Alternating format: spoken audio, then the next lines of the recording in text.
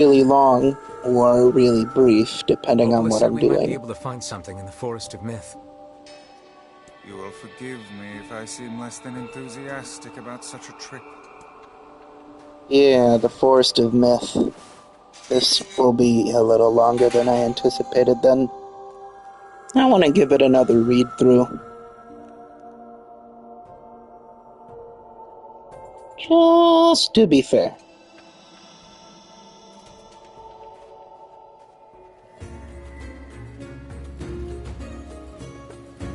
You know, I've been thinking. Why was a shade hanging out with a machine? 'Cause they buddies. It appeared the creature was actually issuing orders to that mechanical minion. Do you think the shade had a reason for what it did? Kaine knows. Actually... Look, it doesn't matter what a shade is or isn't thinking. All that matters is that we kill every last one of them. Right. Sure. The idea of a shade trying to protect a robot is goddamn absurd. Even though it's the truth. Still, you guys should be careful. What do you mean? If the shade inside me ever takes over, I'm probably going to attack you. That's not gonna happen. You are no shade. The lad is correct. You are many things, hussy, but a shade is not one of them. Shades, for example, do not come equipped with such foul and scurrilous mouths. You haven't met Tyrion. How about I cram your face up your own asshole, book? I'm with Kaine on this one. Don't worry, Kaine. If your shade ever takes over, I'll stop you. Attaboy, Emil, you big ol' sweetheart. You will you? Thanks, Emil.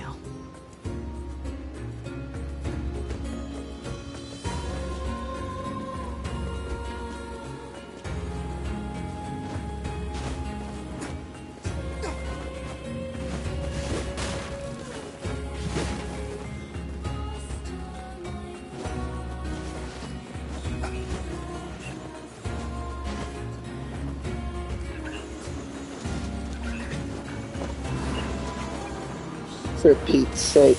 I'm on the damn ladder. I'm on the damn scaffold. Why are you attacking me there? I can't even fight you back. Well, Pumbaa, off to the forest.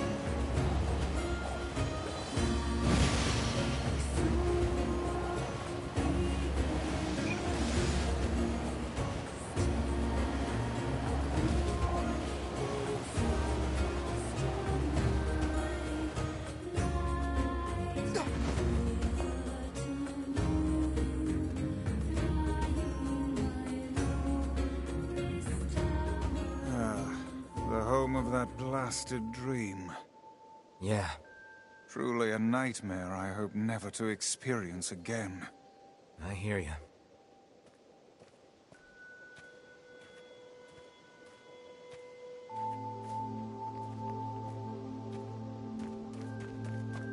Well, it's time to experience that nightmare again.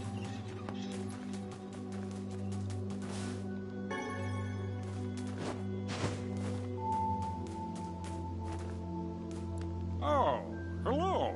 How are things? You want to know if anything unusual is happening? Well, I have been feeling a rather strange presence whenever I visit the Divine Tree. The Divine Tree? It's a legendary tree that exists in the heart of our village. Did you investigate the cause of this presence? Not really, no. And why not? Well, we're not really supposed to go near the tree, except for prayer. And why is that? I don't know. It's just how things have always been. Weird.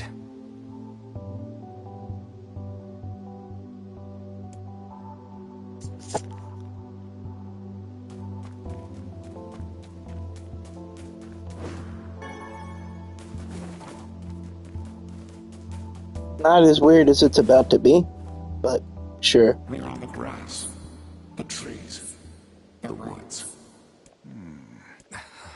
Why do we seem to encounter nothing but odd people lately? You should talk, Vice. As if Grimoire Weiss is capable of spouting such nonsense. Hang on. I don't think it's done. Is the dark entity that governs all memories. May the words form themselves to your liking. Does that mean it'll tell us what we want to know? That'd be nice. Black. Pure darkness. Painted over everything. Words. Scattered here and there across the blackness. Kind words. Difficult words. Amorous words. All sparkling in the dark like jewels. The words were few now, but time was shorter. Grabbing the words in desperation, the tree turned to the sky. "This is wrong," whispered the tree in the voice of wind through the leaves. "This is not how it was supposed to go. The plan has failed."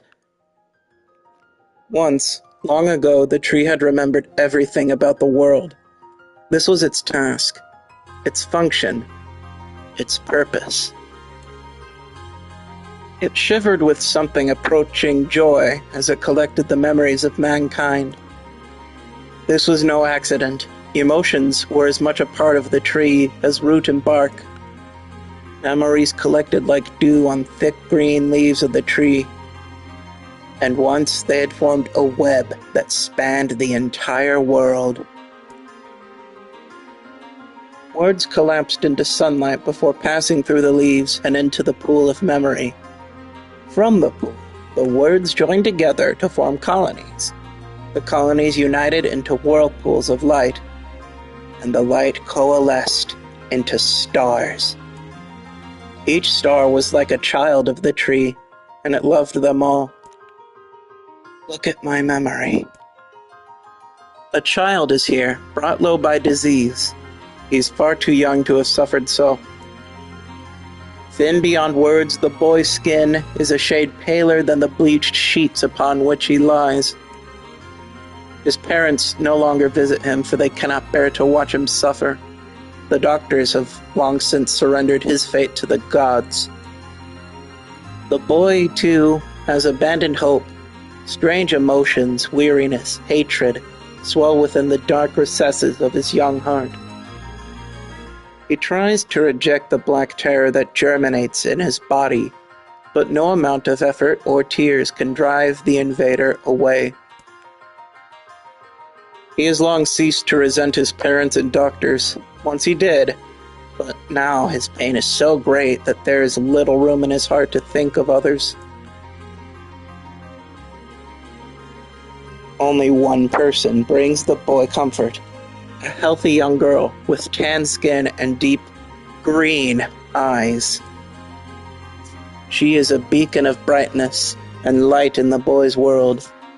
Her very presence is a comfort to him, but he is unable to look upon her face. Whenever they meet, the boy is filled with loathing for his own state. Soon this loathing eats away at what joy he receives from the girl's visits. The girl will stop coming, he knows this.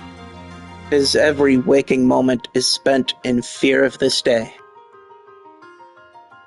He thinks that if he could talk to her, if he could tell her of his feelings, this might not be so, but this conversation never happens. The girl disappears. The boy dies alone. The tree scoops up this memory and carefully stores it within itself. Etched upon it is a single word: envy. Look at my memory. There is a female warrior. Her greatest enemy is a beast with red eyes that she cannot fully comprehend. When she strikes it with her sword, it turns into a pillar of salt and dies. But when the white smoke clears, a new enemy rises, and another, and another. The warrior knows that her struggle is folly, but fighting the unending stream of enemies fills her with a sense of joy and purpose. Somewhere deep in the warrior's drug-addled mind lies a vague memory of a daughter. Perhaps the child exists only in her head, the dying remnants of a powerful dream she does not know. Her friends and fellow warriors come and go. Some flee in terror, some are eaten. She began the fight with 23 companions, but most are gone now. The warrior's body shudders. She does not understand why at first. By the time she hears the fierce, low sound, the arena is already enclosed in darkness. Looking up, the warrior sees a beast so large it blots out the sky. She is laughing. She's been doing so for as long as she can remember. Covered in blood and dirt, the warrior laughs. She laughs and laughs until the town that contains her daughter collapses into a pile of dust. This memory has been stored for a long time. It is etched with a single word. Loss. Look at my memory. A red dragon falls from the heavens. That memory has been lost. A shame, it was a favorite of mine. After many centuries of existence, the tree saw that its carefully labeled memories were beginning to dwindle. Once seemingly infinite, the memories now seemed ready to disappear forever. The tree did not feel sadness at this. Grief was an emotion beyond its comprehension. It did, however, have the distinct feeling that something was missing. The mountain of memories it had so carefully assembled had disappeared. The tree stretched its branches as far as it could, but new memories refused to flow. The pool of memories was black, empty, pit, a hollow place where life had once flourished. The tree had lost its purpose. There was nothing to be done but sift through the remaining memories littering the ground under its branches. This is why the tree was pleased when the young man and his companion entered the room. Well, this place is gloomy as hell. The room Nier had entered was almost completely empty. After he could see, all he could see were a few crystals scattered haphazardly on the ground. Picking up one of the crystals and peering into it, Nier suddenly saw a familiar sight. It was the forest of myth, its villagers prisoners of their own dreams. I apologize, the tree thought. That is all that remains. As Nier stared at the jewel bewildered, a voice suddenly called out to him from the depths of his mind. The voice implored them to listen. It was an order. Following it was mandatory. Abruptly, the pair realized that they must listen.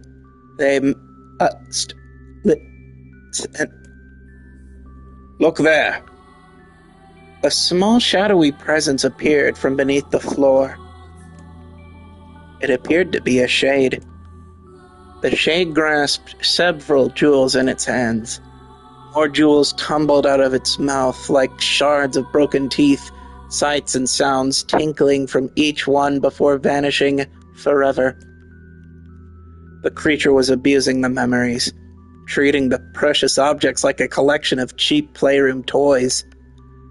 This shade appears to be consuming the memories. These things eat memories? The tree extended a branch toward Nier. Without a second thought, Nier brought his blade down upon the shade, tearing its stomach wide. Jewels burst from the shade and poured across the chamber floor. Look, thought the tree. There's the conviction memory I had lost, and satisfaction, and many others as well. Yes, this is good. The tree opened its mouth and attempted to speak, but no sound emerged. A millennium of silence and solitude had caused the tree to forget certain things, but rather than be upset, it greeted the development with good cheer. Focusing all its power on the riddle of speech, the tree formed a kind of makeshift vocal cord and tried again. I implore... It spat out a glimmering green jewel. One more time. I implore you. There we are. What was the color of the lost envy? Green. It spoke. This shade has intelligence and emotion. Who cares?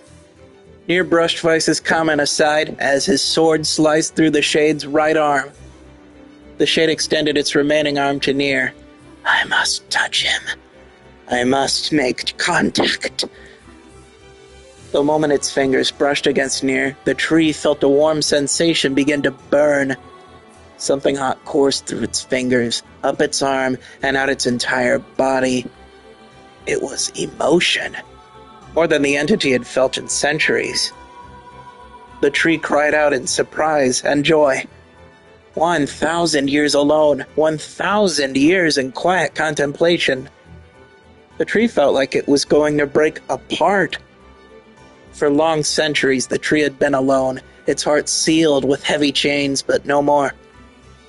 New powerful emotions began to take hold, causing its heart to lighten. This was more than the simple emotions it had been designed to feel. It was the beginnings of a soul. And the young man was the key. This was the promise made long ago. This was how it would be released. The tree's stomach began to throb in pain, a new and unpleasant sensation. But this time was not yet right. I implore you, how many were lost by the warrior who fought the red-eyed beasts? Her daughter and 23 friends. Okay, riddle time's over. I'm gonna kill this stupid shade once and for all. Something round and shiny fell from the open stomach and clattered to the floor. The key! Cried the book. Secure the key! The man's sword slowed. Time began to dilate around them, stretching and slowing. Time is essential. The next word must be heard. The words exploded. It became difficult to discern their meaning. A pool of memories began to act as infinite blackness burrowed its way into the wall. This world is falling apart. How can a world let her? I implore. Most important thing. World. Yo.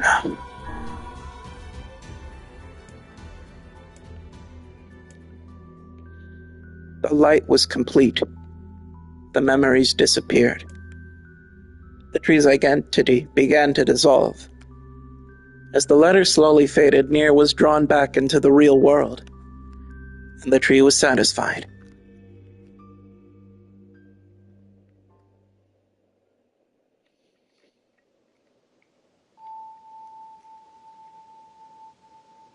What in the... I never realized shades were capable of rational thought. I don't care if they can tap dance and play the fiddle. Of course you don't, Nier. You just want to murder them. I just want to kill them without all this hassle. Exactly. Frickin' murderer. With the tree defeated, we no longer have to worry about being buried in its world of letters. Unless, of course, time itself begins to rewind.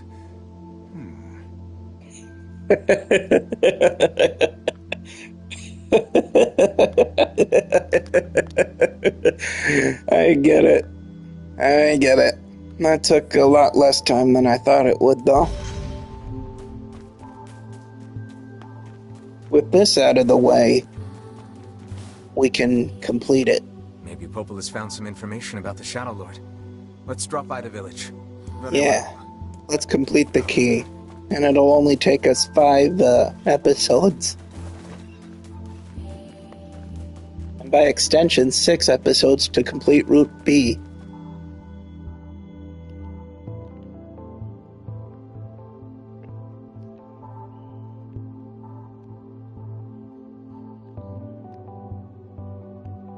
Yes. That'll be most spectacular. With haste, Pumbaa! Alright. With haste, Pumbaa! Much better.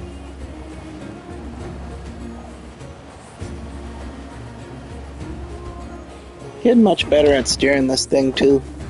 Thanks, Boomba, for the ride.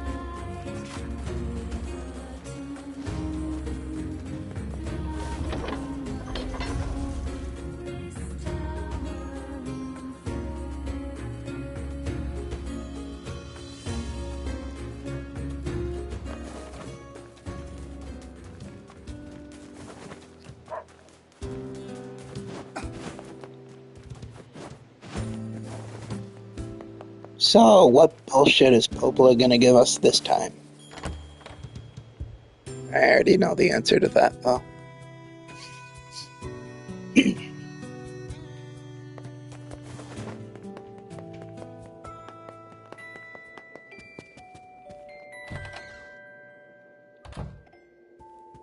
Learned anything new about the Shadow Lord's key, Popola?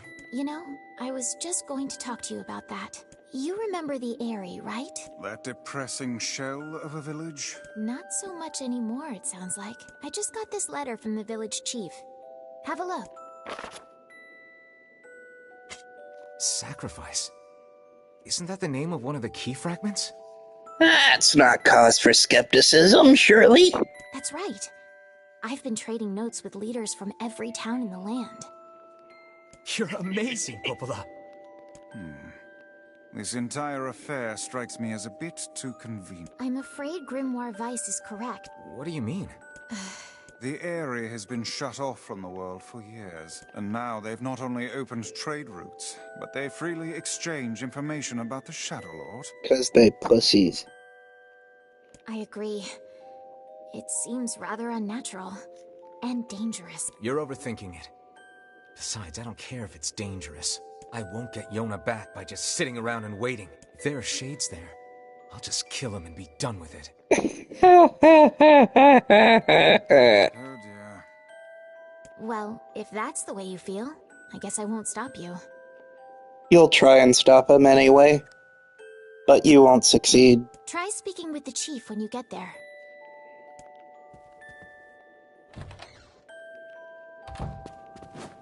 Alright, now I can explain what the area's on about.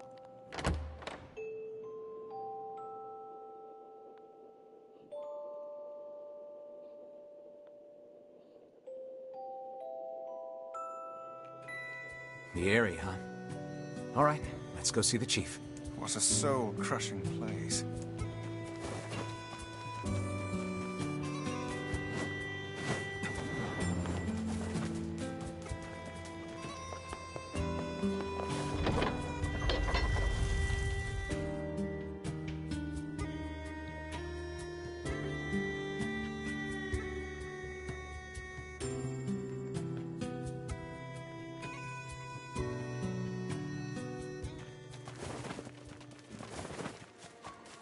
I cannot fathom that village setting up a mercantile. They must have truly opened their minds. Yeah, I have my doubts. Aren't you glad to be going back home, Kaine? Home? The place is a shithole. Ooh, the village. It's home to so many terrible little memories, isn't it, Kaine? Shut up, shut up, shut up!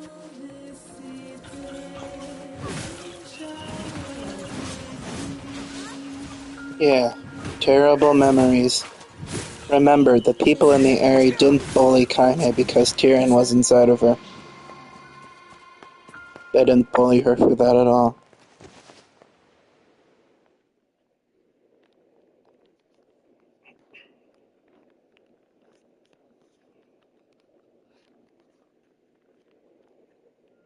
We do not desire. We do not desire needless conflict. If we can continue to live with humans, then we can continue to live peacefully. But that young man will come. Yes, the young man will come. He will kill us all. Women and children included. What should we do? What can we do?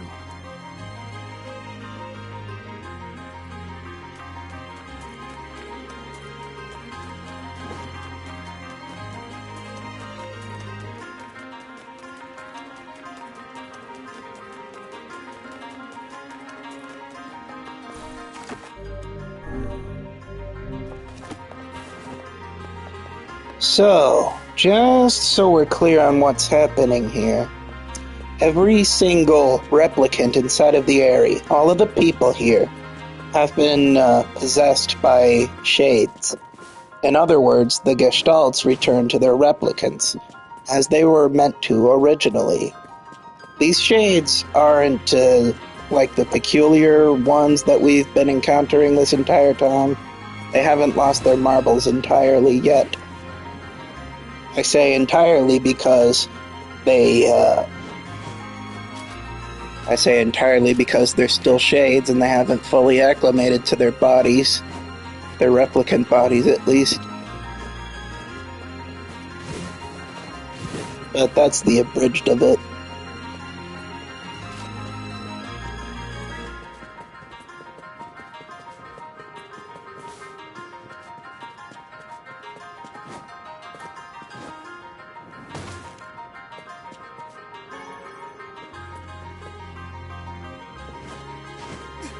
What will become of this village? Stay away!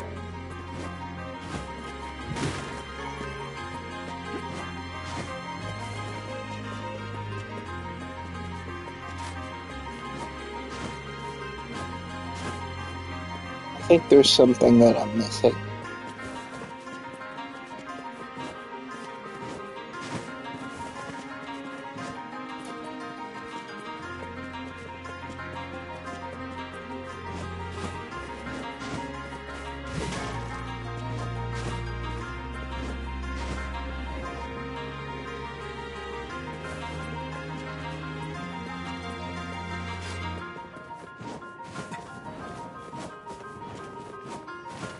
Get up there and speak. Hello? We're here from Popola's village. It's all over. We came to ask about the letter you sent. Our days are numbered. Our village is doomed. Yeah, so all of the villagers that are still inside of their homes know that some of their populace have already been possessed by the shades. As cheerful as ever, it seems. It's causing problems here. The letter, right? I don't know about any letter. What is going on here? It may be faster for us to take our inquiries elsewhere. Let us ask around. Someone must know something.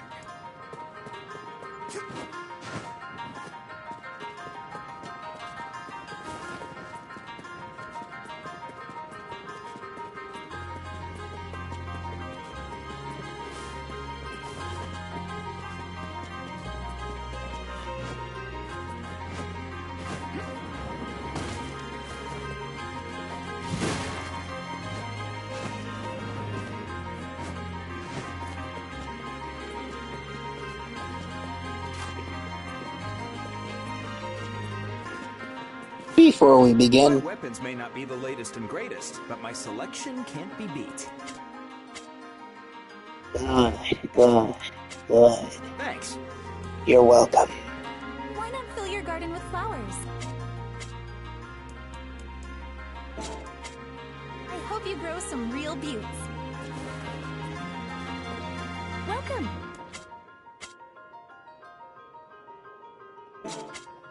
Come back soon, all right?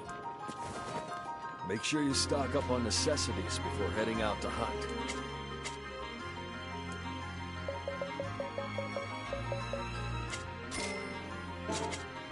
Come back anytime. I won't. A letter, huh? Yeah, I think I heard something about that. So, you know about the letter? Maybe I don't. I'm not sure. Which is it, man? Oh, and if I may ask, are you friends of Kaine? You could say that. Ah, I've heard the rumors. Here to hunt shades, are you? Indeed. Our aim is to defeat every last one. Maybe you shouldn't have said that to the shades occupying these replicants. Every last one? Everyone? Everyone.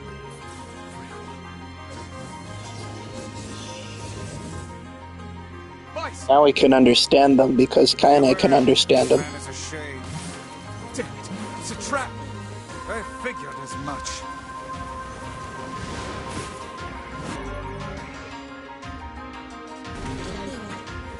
guys sure are taking your goddamn time. 1,000 apologies. We were distracted by the local welcoming party. Want some help? A carnival of murder? I love it. Yeah. Yeah, Tyrion's an exception. He's a shade occupying the wrong body. But not all of them. Some are still human, so be careful. I won't be. There's no point pretending to care near. You only care about murdering them. These are human beings. That simply doesn't make a difference anymore now. It's already happened. My husband's a shade!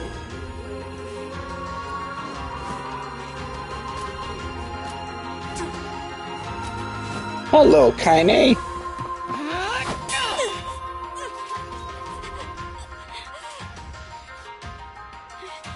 Get out of here! No way! I'm not gonna abandon my own sister! Kaine, what's going on? Don't be fooled by this lady. She's a shade.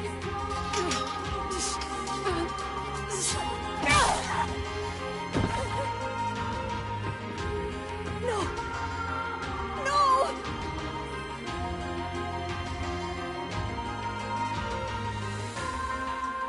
You people are the monsters here! Stay back, kid. Your sister is one of them now. I don't care what she is! She's my sister, and I love her. And she's about to die.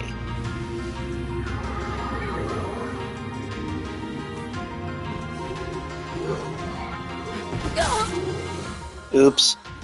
Shouldn't have dropped your guard. It's a good thing Kieran gives her a healing factor.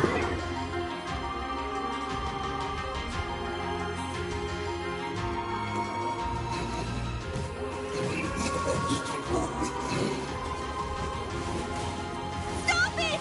Don't hurt my sister!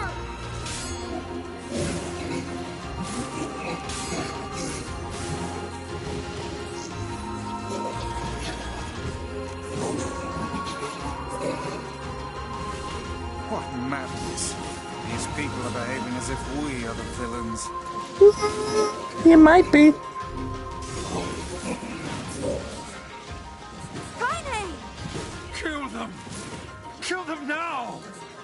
Villagers are under attack over there.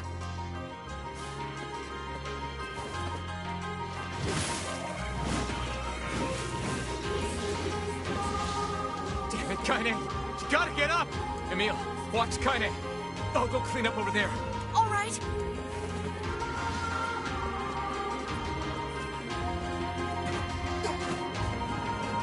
Put down that weapon, please. What could those black swirls be? Every shade within every replicant body, once slain, shall turn into a collective consciousness. This is Wendy.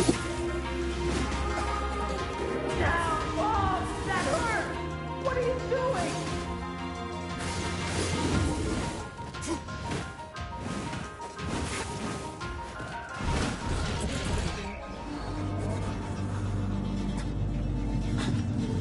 What's happening?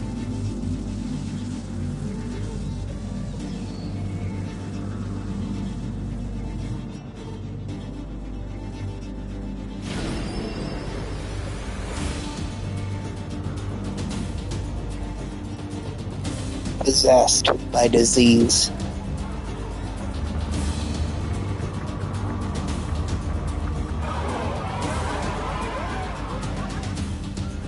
By my pages. Is this beast a shade as well? That thing sucked up the villagers. No! If we keep this up, we're gonna kill them all! We can't let that happen!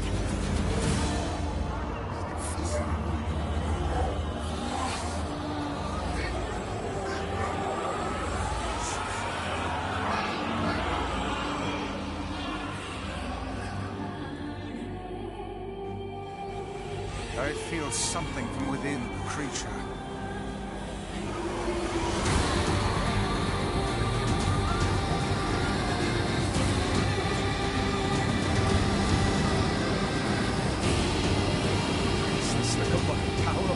shades?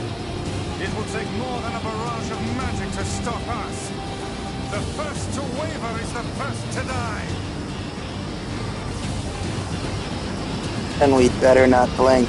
I sense magic coming from the center of that eye.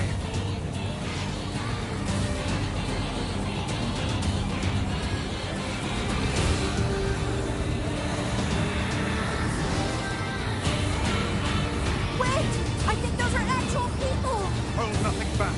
Those are shades. They've always been people.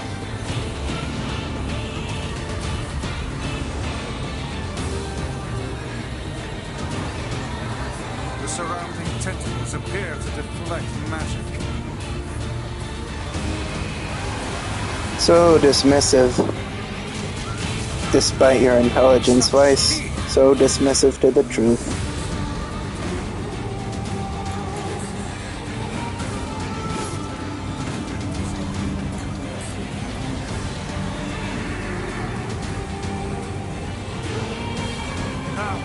Focus your magic on the beast's center.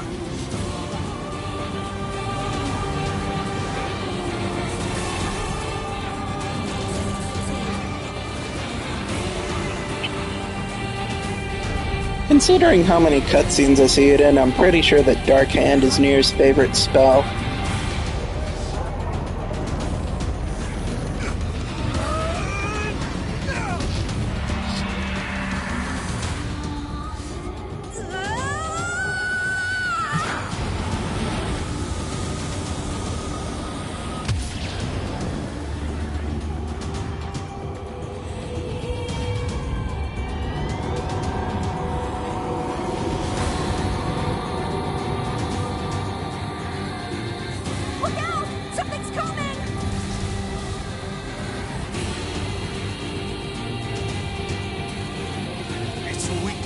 Located around the back.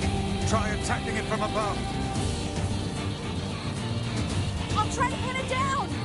Emil! Expelliarmus! Emil! I'll keep it busy. You should be able to attack from behind. Go around and get it. Please, hurry! Emil can handle this. We must circle behind the creature at once.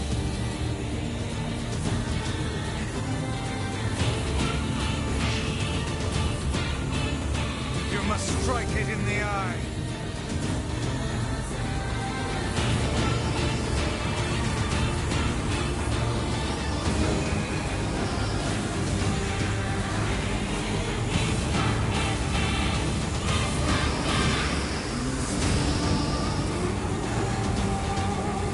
Blom! Get it! It is escaping to the inner level. I'm coming. Gotta catch my breath. Careful. Won't help anyone if we lose you here. Damn it!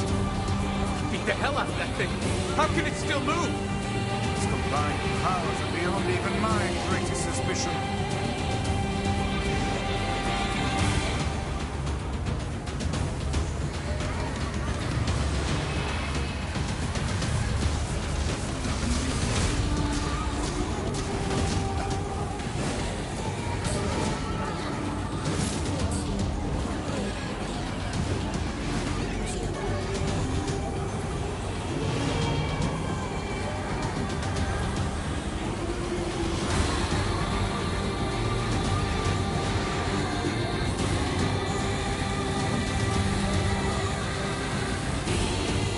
You're not gonna get me that easy.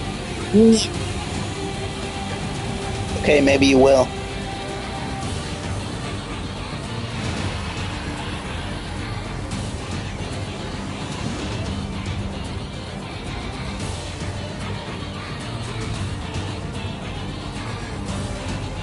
Come on! Help me take it out! Okay.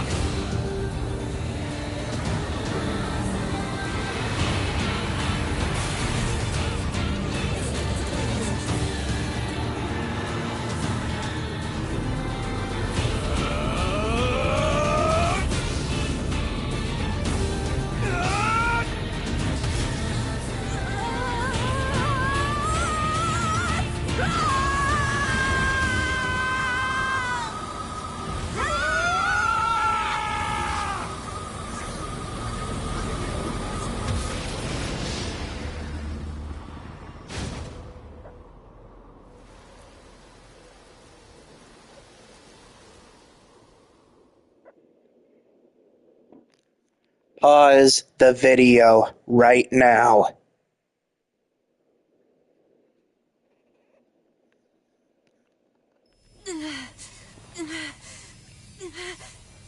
Emil! Emil, wait!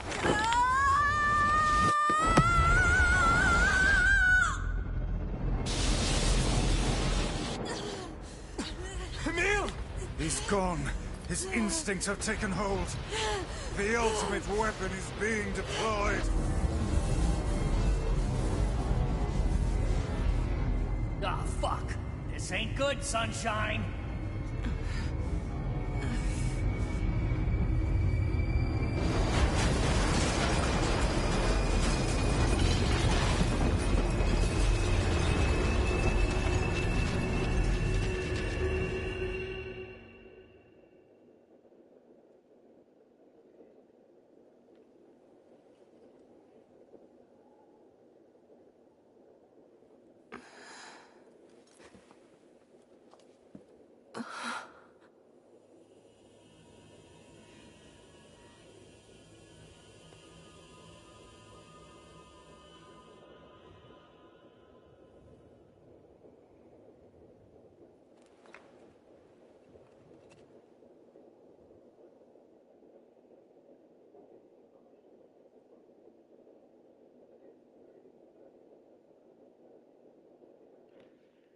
Uncontrollable magic. I have to protect the people I love! That was my only thought as I unleashed a magic powerful enough to destroy not only the Shade, but everyone else as well. All of them. So many innocent lives. Destroy. Eviscerate. Crush. Kill. These are the dark impulses that override all other thoughts. As a being that was created to be a magical weapon, these are my instincts. Or maybe it's better to call them our instincts.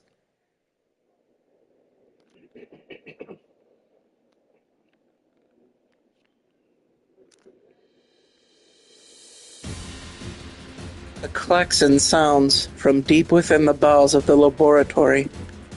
Thick metal shutters drop down, sealing off the room with a series of dull metal thuds.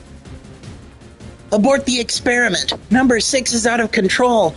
Everyone, get out of here now! Get out of here! The researcher's words are abruptly cut off as a massive hand materializes out of the gloom and lifts him high into the air. The researcher begins to scream. He screams and screams, the sound echoing off the walls of the laboratory until the hand squeezes down, coating the room in a deep crimson hue. The rest of his colleagues stand in silence, mouths open, unable to process what they have just seen. Then a female scientist takes a step back and lets fly with a heartbreaking wail. But this is a terrible mistake, for the sound of her cry suddenly brings forth a monster in all of its terrible glory. Its body is a bloated corpse, its head a grinning skull, and it's massive, many times the size of a human. The head lolls from side to side as it tromps about the room on all fours, bringing to mind the wild maneuverings of some wretched, starving beast. This creature, this thing, is experimental weapon number 6, also known as Halua. No! Oh no! Please stop! Oh God! Save me! Save me! I don't want to die! One by one, the maddened cries of the researchers are silenced. If number 6 understands their petitions, it pays them no heed, instead continuing its rampage of destruction and slaughter with a focus that borders on obsession. After an eternity, the screaming stops. The alarms fall silent. And only then does the creature make a sound howling out with unfathomable roar that echoes up and down the empty halls of the blood-soaked laboratory.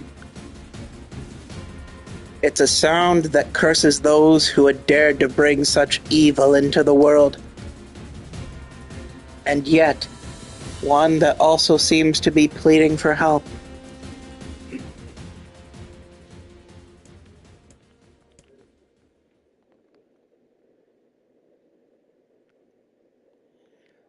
Two sets of footsteps echo in an otherwise silent corridor in the first level of the laboratory. One set belongs to a young boy, his eyes blindfolded and his hands restrained.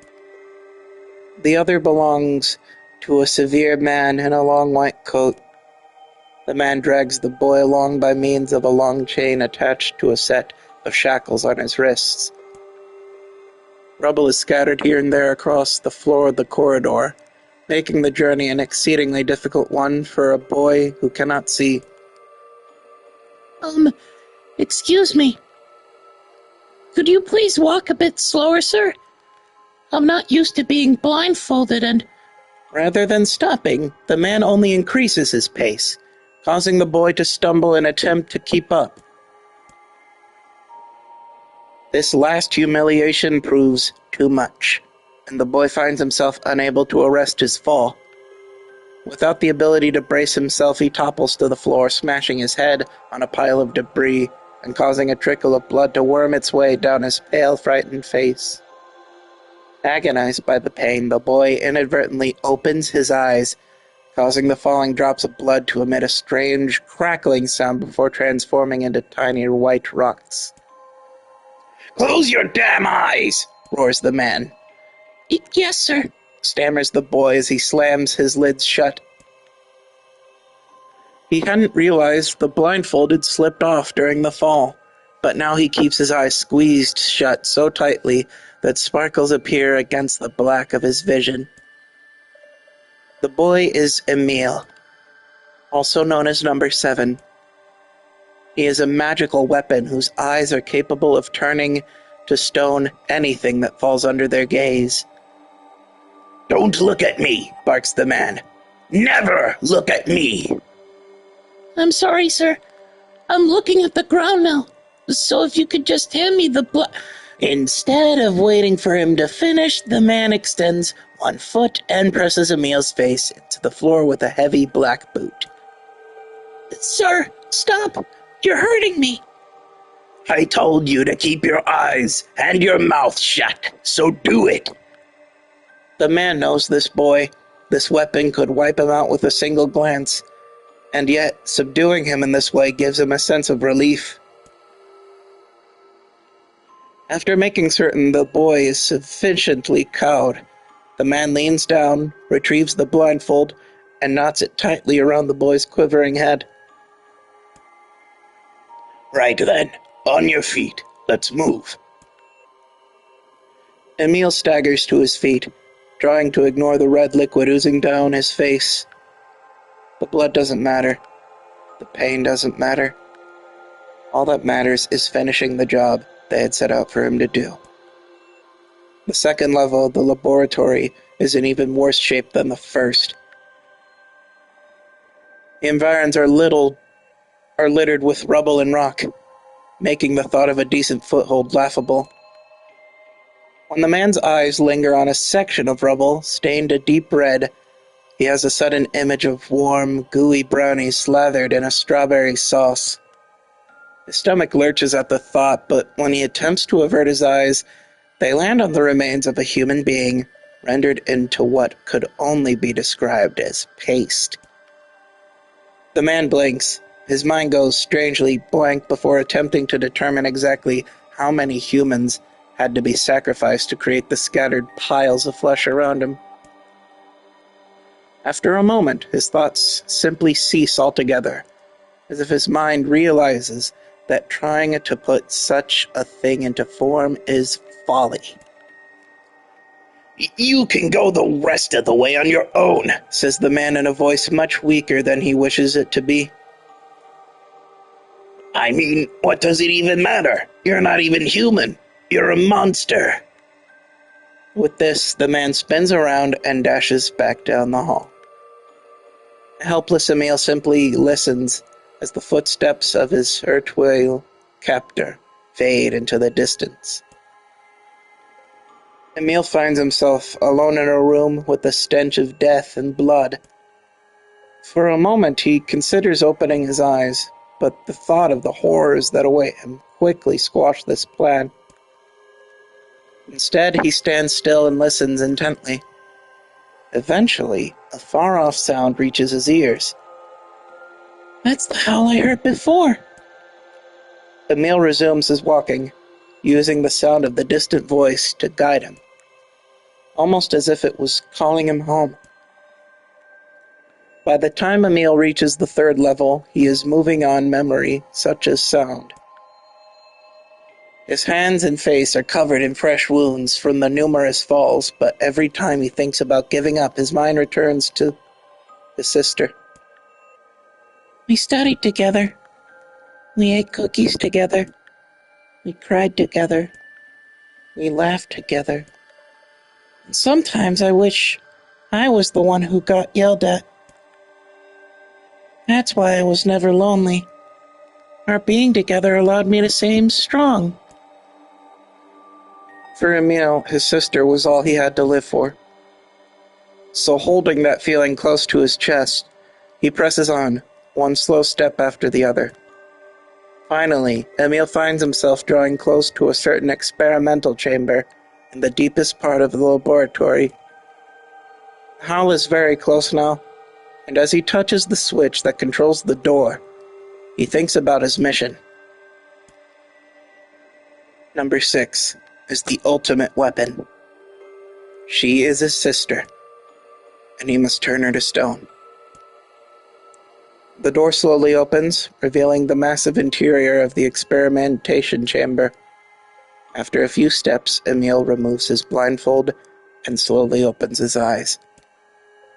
His sister lurks before him, but she looks nothing like the girl he once knew. Instead, he sees a savage beast crawling on all fours through the shredded remains of researchers. As the thing that had been his sister stops and tilts its head in Emil's direction, he focuses his gaze on it. A series of soft, crunching sounds emerge from the creature as his magic does its terrible work. First the fingers, then the hands, arms, legs, head. What little color the beast once possessed fades to a dull ashen gray. And yet somehow it summons what strength remains and pulls itself toward Emil, one slow, lumbering effort at a time. Wailing, the massive monstrosity closes in. Is she worried about me? Or is she coming to kill me? Emil feels prepared to accept either outcome. After all, this was his older sister, the person he loved more than anyone else in the world. Lua, The moment Emil speaks, number 6 comes to a sudden halt. Silence descends on the chamber as the siblings stare at each other. I'm sorry, Halua, but everyone says you're too powerful. They say it's too dangerous unless I seal you away. I'm so sorry. As Emil watches her body begin to turn to stone once more, number 6 simply waits in utter, perfect silence. I'm sorry. I'm sorry. I'm sorry. I'm sorry.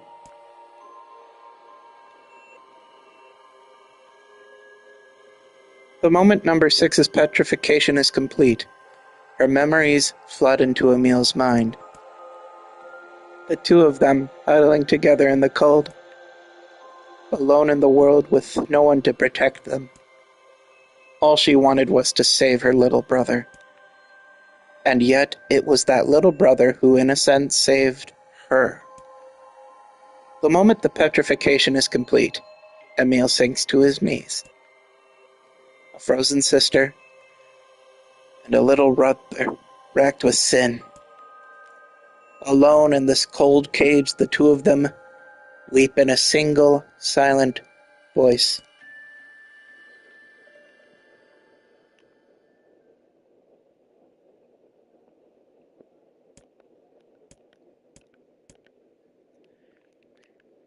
It was our combined power that destroyed the Aerie. Whole existences, entire lives, even their memories. We took it all. We took everything. My sweet, gentle sister turned into a monster. And the same thing will happen to me now that I have your power. If my instincts as a weapon win out and destroy me in the process, if that power ends up hurting someone I love,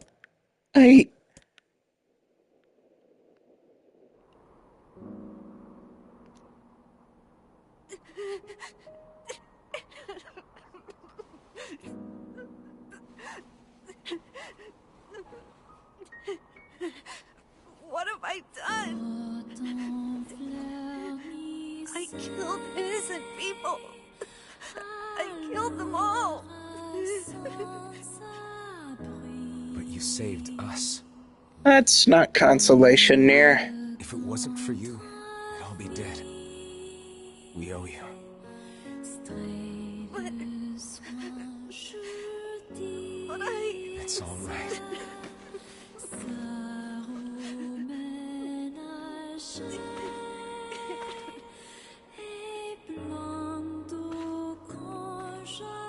Really? Don't look back. Yeah, don't look back. Even when disaster awaits what you will do to the entire world. Keep moving forward. We had best be off. Yeah. I'm sure that'll put every guilt-addled mind at ease.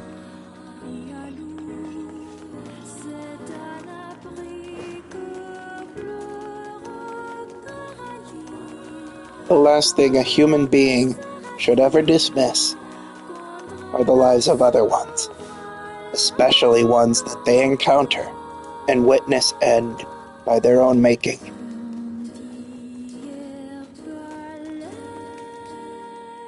And Nier does that anyway.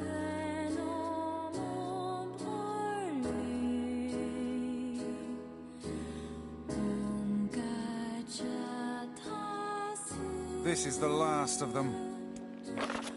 Now we can find the Shadow Lord. And Yona. We have one goal left. We certainly can. Hold on, Yona. I'm almost there. One goal left to complete Route B. Then, we move on.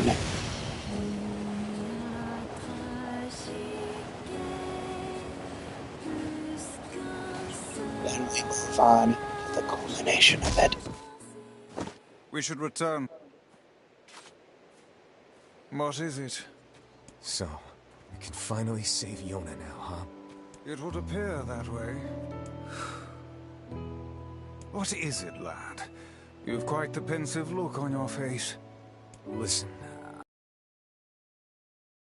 About Kaine and Emil. This upcoming fight with the Shadow Lord is gonna be rough.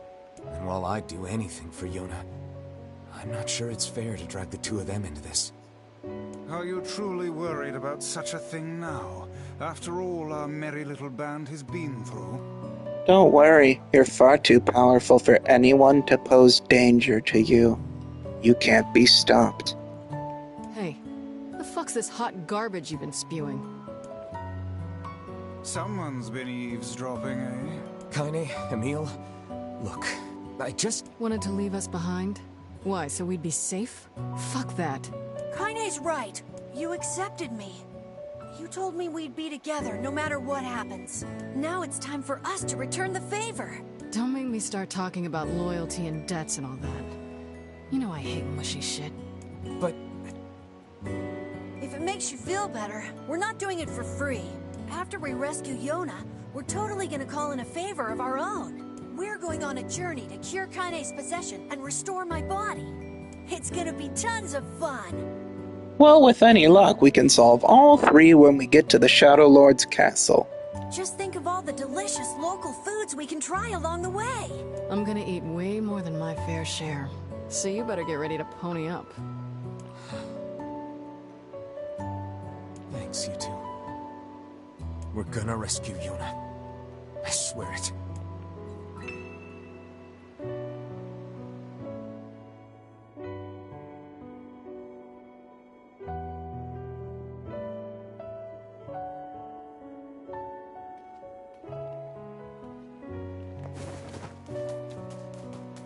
I marvel at how relatively simple a task this retrieval process proved to be. It is almost as if someone deliberately set us on this path. Yeah, it was Popola and Devola. But... I don't care if it's a trap. Yuna's waiting for me and I'm going. I see.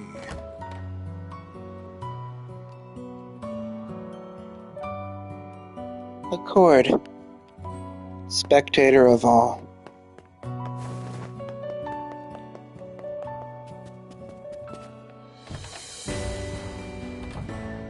What is the purpose of this place? Beats me. Maybe it's Popola's hobby corner. So, let's run this back one more time. What's that? It resembles the shade we saw in the lost shrine. We saw this shade in the lost shrine. What's it doing here? I have long ceased trying to puzzle out this room. It's that lizard thing we fought in the area. Who would make a figure of that anyway? And what is it doing here? This is from the junk heap. For a decoration, it's certainly in poor taste. We saw this cube back in the Baron Temple. Perhaps the Prince of Facade gave it to Popola as a gift? Look, Vice. Somebody made a copy of you. Nonsense. I am nowhere near this filthy. Yeah, for the life of me, I can't remember the relevance of Grimoire Rubrum. It's a sculpted leaf. Right? This is the first sane thing I have seen in this room.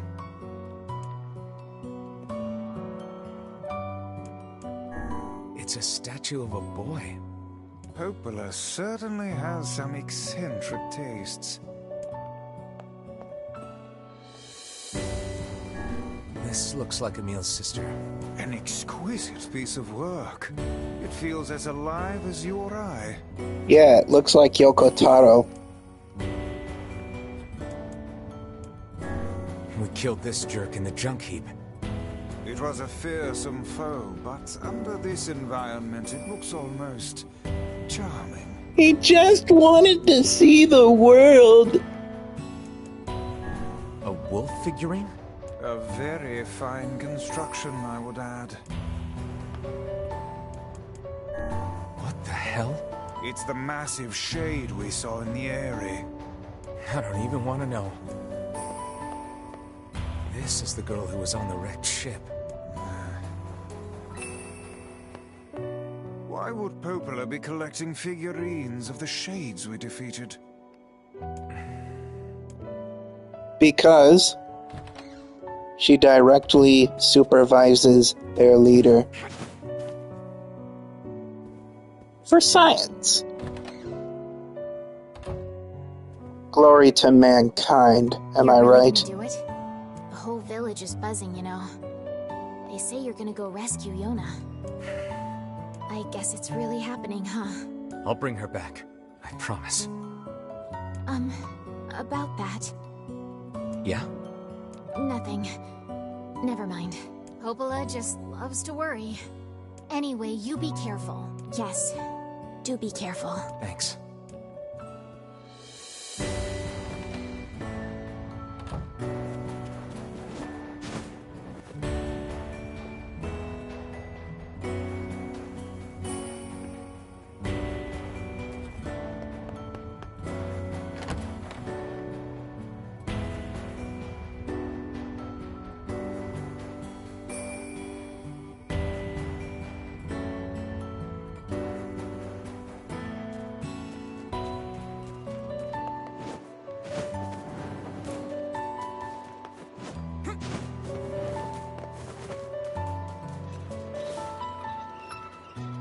Next time, we wrap up Route B.